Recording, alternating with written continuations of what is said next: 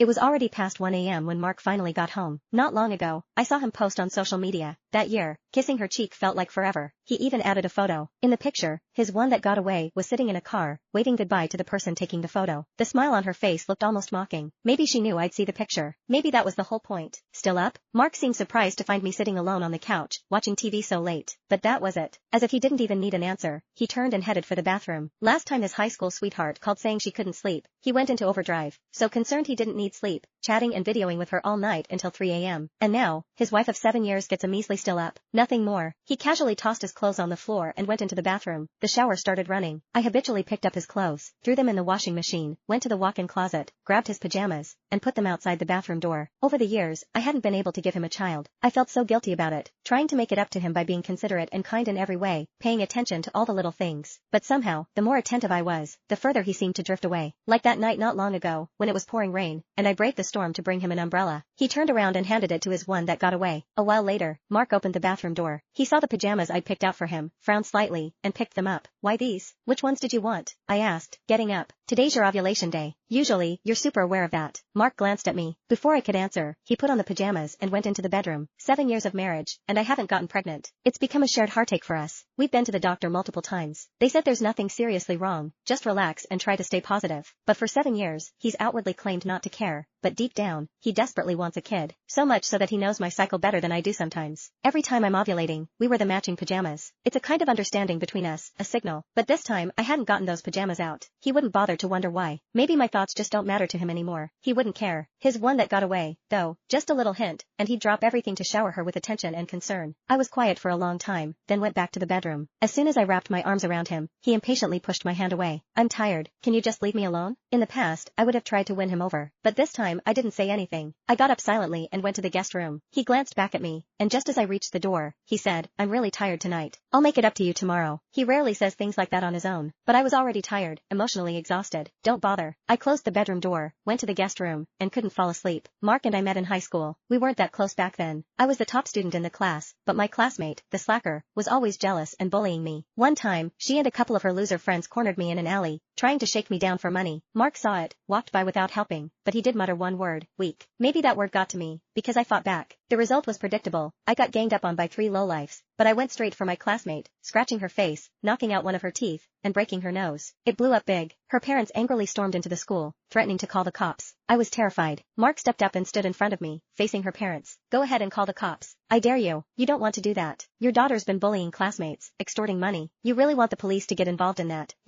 find out all the details? I don't know if she'll do jail time,